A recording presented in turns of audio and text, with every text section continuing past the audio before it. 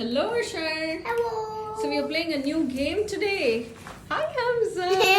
Dab. Dab, dab, dab. Okay, so you guys have to explain the game to me, all right? Right.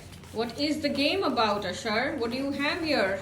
I have some balls here. Uh-huh. I should put the balls back down. How many of each color do you have? We have some blue team, Blue, green, green team, red, red team, yellow, yellow. So 4 teams you have. and I'm confident it's yellow this time. Yellow, that will win. Okay, and what about you? I'm confident that green. Green. Okay, I go with green too this time. And can you explain the game to me, Hamza? Okay, it's easy. First do this, Mhm. and then if any balls fly off, that means that team is gonna lose. Okay. Yeah. And if this cover bumps up, then the balls will sneeze off.